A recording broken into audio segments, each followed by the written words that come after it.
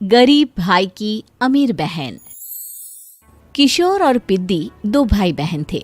पिद्दी बहुत खर्चीले स्वभाव की थी। वो जितना कमाती अपने ऐशो आराम में पैसे उड़ा दिया करती।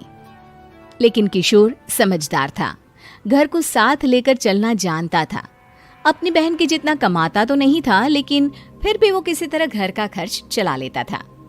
एक दिन पिद्दी किशोर से कहती है, किशोर, तुम थोड़ा ज्यादा क्यों नहीं कमाते? मेरे दोस्त रोज मेरा मजाक उड़ाते हैं। अरे बहन, मैं कोशिश तो कर रहा हूँ। अच्छा सुनो, अगले महीने रक्षाबंधन है, मुझे सोने का हार चाहिए, इससे कम कुछ भी ना लूंगी। अरे दिला दूंगा बहन। किशोर को पूरी रात नींद नहीं आती। उसके दिमाग में बस ये चल रहा था कि उसकी माली हालत इतनी बिगड़ चुकी है, अब वो सोने का हार कहाँ से लाएगा। अगले दिन किशोर सुबह सुबह घर से ये बोलकर निकल गया कि पिद्दी, मैं गांव से बाहर जा रहा हूँ, कुछ दिन घर नहीं आऊंगा। किशोर ने अपने काम के साथ साथ फेरी में कपड़े बेचने भी शुरू कर दिए, जिससे वो ज्यादा से ज्यादा पैसे कमा सके। रात में वो एक बिल्डिंग की चौकीदारी भी करने लगा। अपने काम से थोड़ा बहुत समय निकालकर बस कुछ घंटे की नींद ले पाता था।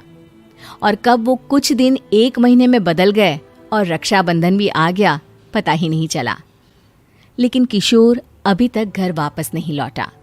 जहां वो काम करता था, पिद्दी के नाम का गुल्लक रखा हुआ था।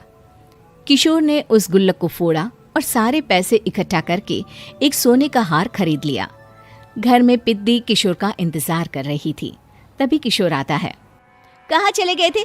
4 दिन का कहा था और 1 महीने से पता नहीं कहाँ गायब हो गए थे। मैंने बस एक हार मांगा था और तुमने तो घर ही छोड़ दिया। अरे मुझे थोड़ा काम मिल गया था। कुछ नहीं, सब समझती हूँ, बहाने थे तुम्हारे। अपनी बहन के लिए इतना भी नहीं कर सकते, कैसे भाई हो? चलो यहाँ बैठो, राखी बांधती हूँ। पिद्दी ने किशोर को राखी बांधी। वैसे ही किशोर ने अपनी बहन के हाथ में सोने का हार रख दिया। उसकी खुशी का कोई ठिकाना नहीं था। वो मिठाई खिलाए बिना ही नेकलेस लेकर चली गई और शीशे के सामने अपने गले में हार रखकर देखने लगी। किशोर ने लड्डू उठाया और खुद ही खा लिया। ऐसे कई साल गुजर गए। एक दिन पिद्दी की नौकरी छूट गई। अब वो पूरी तरह किशोर पर डिपेंड हो गई थी। आए दिन किशोर को अपने महंगे महंगे शौक गिनाकर उससे पैसे मांगा करती थी। किशोर, कुछ पैसे देना, मुझे पार्लर जाना है। किशोर बिना कुछ बोले उसे पैसे दे देता। ये क्या, 500? अरे इतने में तो मुझे पार्लर में एंट्री मिलेगी बस। अच्छा, देता हूँ ना ज्यादा। अरे कैसे भाई हो, अपनी बहन के लिए इतना भी नहीं कर सकते।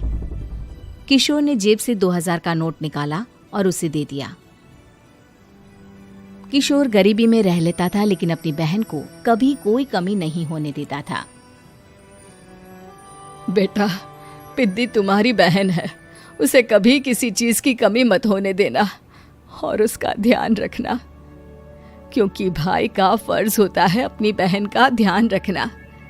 किशोर ने माँ की कही ये बात हमेशा के लिए याद कर ली थी। शायद माँ की इसी बात की वजह से किशोर पिद्दी की हर जिद पूरी करता चला आ रहा था। किशोर, आज मैं अपने दोस्तों के साथ पार्टी करने जा रही हूँ, मुझे कुछ पैसे दो ना। किशोर पिद्दी को समझाता है, लेकिन पिद्दी नाराज होकर चली गई और अपने कमरे में सुबक सुबक कर रोने लगी। किशोर अपनी जेब से कुछ पैसे निकालता है और पिद्दी को दे देता है। किशोर खुद कभी अच्छे कपड़े नहीं पहनता, लेकिन पिद्दी को राजकुमारी की तरह रखता। पिद्दी के जाने के बाद किशोर अपने काम पर निकल गया। एक तरफ पिद्दी अपने दोस्तों के साथ मस्ती कर रही थी, तो वहीं दूसरी तरफ किशोर पैसे कमाने के लिए कड़ी मेहनत कर रहा था। कुछ और दिन ऐसे ही बीत गए। एक दिन पिद्दी एक लड़के को लेकर घर आई और उसे किशोर से मिलवाया। किशोर, मुझे इस लड़के से शादी करनी है, लेकिन इनके मम्मी पापा बोल रहे हैं कि उनको दहेज में एक कार चाहिए, तभी वो मेरा और पंकज का रिश्ता कबूल करेंगे। लेकिन बहन, कार खरीदना कोई सब्जी खरीदने के बराबर तो नहीं है। अरे कैसे भाई हो तुम, अपनी बहन के लिए इतना नहीं कर सकते? देखो, मैं ज्यादा इंतजार नहीं कर सकती, तुम्हें 1 साल में मेरे लिए कार खरीदनी ही होगी। अच्छा पंकज, एक काम करो, कल तुम अपने माता पिता को घर बुला लो, मैं उनसे तुम्हारे और पिद्दी के रिश्ते की बात कर लेता हूँ। अगले दिन किशोर के छोटे से घर में पंकज और उसके माता पिता आते हैं। बेटा, तुम्हारी बहन ने हमारी शर्त तो बता ही दी होगी। जी। बेटा, तुम तो इतने छोटे घर में रहते हो, दहेज कहाँ से लाओगे? मैं अपनी बहन की खुशी के लिए सब कुछ कर सकता हूँ। पंकज और पिद्दी का रिश्ता तय हो जाता है। किशोर अब अपनी क्षमता से 4 गुना ज्यादा काम करने लगता है। सुबह सबके घरों में न्यूज़पेपर फेंकता, दिन में मजदूरी करता और रात में चौकीदारी करता। खूब मेहनत करके किशोर ने अपनी बहन की शादी के लिए पैसे जुटा लिए। उसने अपनी बहन के लिए कार खरीद ली। जब वो पिद्दी के ससुराल वालों से मिलने गया तो उन्होंने किशोर से और पैसों की मांग की। इस बार किशोर हार चुका था। पिद्दी माफ करना, मैं तुम्हारी शादी उस लड़के से नहीं कर सकता। वो लालची लोग हैं, उन्हें सिर्फ पैसों से मतलब है। देखो किशोर, मैं पंकज से ही शादी करूंगी। क्योंकि पिद्दी ने तो किशोर की बात न मानने की जैसे कसम खा रखी थी। किशोर ने पंकज को घर बुलाया। पंकज, तुम अपने माता पिता को समझाते क्यों नहीं हो? भैया, वो हमारी शादी के लिए मान गए, मेरे लिए तो यही बहुत बड़ी बात है। हम एक काम कर सकते हैं, दहेज की रकम में से कुछ पैसे मैं आपको दे देता हूँ। अरे लेकिन समाज वाले क्या कहेंगे? अरे जब दुनिया को पता चलेगा तब ना। अच्छा, कुछ पैसे मैं अपने मालिक से कर्ज में ले लेता हूँ।